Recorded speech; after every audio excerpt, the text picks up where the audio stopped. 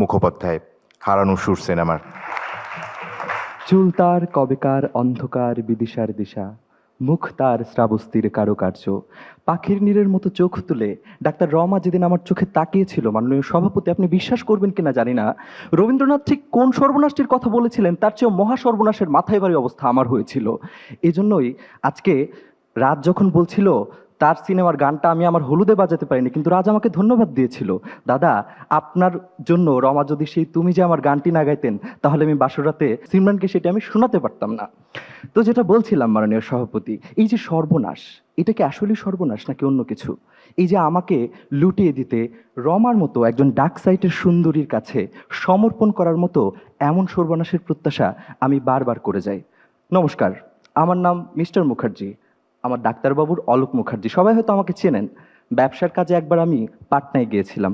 দুর্ঘটনাবশত rail দুর্ঘটনায় আমি আমার স্মৃতিটা সাময়িকভাবে হারিয়ে ফেলি ঠিকই, কিন্তু যখন সুস্থ হওয়ার জন্য একটা মানসিক হাসপাতালে গেলাম, সেখানকার এক জাহাবাদ চিকিৎসকের পাল্লায় পড়ে ভীত স্বতন্ত্রস্ত হয়ে যখন আমি আশ্রয় নিয়েছিলাম পাখির বাসার মতো সেই নীর আমার প্রিয় রমার বাসাতে, তখন সে কিন্তু আমাকে তাড়িয়ে দেয়নি, বিতাড়িত করেনি। সে আমাকে পরম মমতা এবং ভালোবাসায় নিয়ে গেছিল পাহাড়ি সুর ঘেরা সাঁওতালি গায়ের এক ধারে, নামটা ছিল পলাশপুর।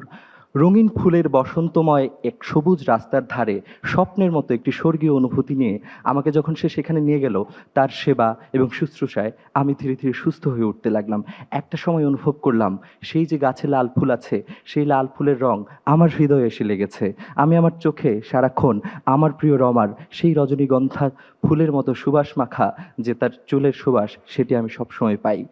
একটা সময় আমরা সিদ্ধান্ত নিলাম, আমরা একে অপরের প্রেমে পড়লাম এবং আমাদের সেই প্রেমকে চূড়ান্ত পরিণতি দিতে আমরা বিবাহ বন্ধনে আবদ্ধ হলাম গান্ধর্ব মতে, সাক্ষী রেখে সেই শালগ্রাম শিলাকে, এবং আমরা একে অপরের স্বামী স্ত্রী হয়ে গেলাম। এবং তারপর থেকে আপনি খেয়াল করবেন রমা ঠিক কতটা ভালোবাসা আমাকে দিয়েছিল এবং আমি ঠিক কতটা ভালোবাসা রমাকে দিয়েছিলাম। এবং একটা পর্যায়ে আবারও আমি আসলে স্মৃতি হারিয়ে ফেলি। এটা নিয়ে আমাকে একজন বলে গেলেন যে আমি নাকি বারবার স্মৃতি হারাই, একজন দৃষ্টি হারিয়েছে। এখন আপনি খেয়াল করুন, সোনাকে কি করতে হয়, পোড়াতে পোড়াতে যেমন খাঁটি হয়, তেমনি আমার স্মৃতি হারাতে হারাতে একটা সময় এটা এত শক্তিশালী হয় যেটা কিনা রমার ভালোবাসা একদম পরিপূর্ণ হয়ে যায়। একটা জিনিস খেয়াল করবেন মাননীয় সভাপতি, এই যে আজকে জ্যাক শেষে বলে গেল যে তার যে আত্মত্যাগের গল্পটি আমাদের শুনিয়ে গেল, একটা জিনিস আমরা সবাই জানি, ঈশপের সেই নীতি কথায় কি বলা হয়েছিল, আঙ্গুর ফুল ফল টক।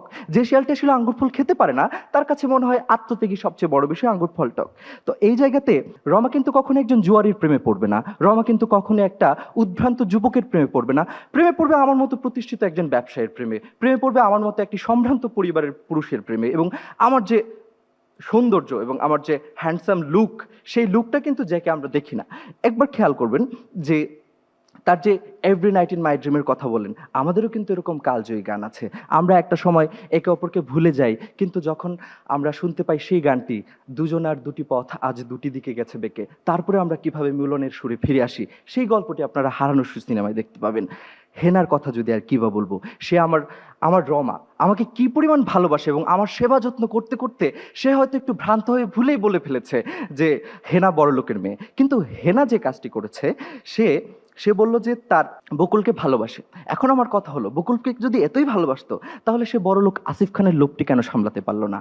সেই ভালোবাসার জোরটা কতটুকু দেখুন, সে তার বাবাকে বলতে পারলো না যে না বাবা, আমি এই বিয়েটি করবো না। কিন্তু আপনারা দেখেন, আমার রমা তার বাবাকে বলেছিল, বাবা, যাকে আমি একবার স্বামী মেনেছি, যার সিঁদুর আমার স্মৃতিতে জড়ানো আছে, তাকে পাওয়ার জন্য আমার সর্বোচ্চটা আমি দেবো। এটাই ভালোবাসা, এটাই হচ্ছে সেই হারানো সুর। এবার আসে মাননীয় সভাপতি সিমরানের কথা। যে মেয়েটি তার বাবার ভয়ে তার প্রেমিকের কথা বলতেই পারতো না, বরঞ্চ প্রেমিককে তার বাড়ির কাজের লোক করে রাখতো, সেই মেয়েটির প্রেমে রাজের মতো একটা স্মার্ট ড্যাশিং বোকা ছেলে সে কিনা ওখানে যে পড়ে রইলো এবং কাপুরুষের মতো পালিয়ে এলো সিমরানকে রেখে দিয়ে। জ্যাক হতে গিয়ে প্রেমের এক বিরাট পোকা হয়ে গেল সে এক মস্ত বোকা। কেন? সেই মেয়েটি যে কিনা এই আটলান্টিকের মধ্যে জ্যাককে ফেলে দিল এবং সে নিজে বেঁচে রইল। অথচ চাইলে কিন্তু তারা একসাথেই প্রেমের সলিল সমাধিতে বিসর্জন দিতে পারতো এবং তাদের যে সেই প্রেমের যে গল্পটি, সেটি আরো পৃথিবীতে বিখ্যাত হয়ে যেত। কিন্তু আপনি লক্ষ্য করুন, এখনকার 2025 সালে এসেও একজন তরুণ প্রেমিক তার প্রেমিকাকে, কিংবা একজন প্রেমিকা তার প্রেমিককে গেয়ে শোনায়, তুমি যে আমার, ওগো তুমি যে আমার, কানে কানে শুধু একবার বলো তুমি যে আমার। এই যে আবেদন, কালজয়ী আবেদন, 60-এর দশক থেকে 2025 পর্যন্ত সেই হারানো সুর এবং আমরা অলোক মুখার্জি এবং রমা আমরা এই আবেদনটি এখন পর্যন্ত আমরা পৃথিবীতে স্পষ্ট রেখেছি। তাই বলতে চাই, সর্বনাশটি যদি হয়েও থাকে এবং সেই সর্বনাশ আমার মতো অলোকের জীবনে বারবার ঘটুক। ধন্যবাদ মাননীয় সভাপতি, ধন্যবাদ সবাইকে। অনেক ধন্যবাদ নাহিদ হাসান মনিকে।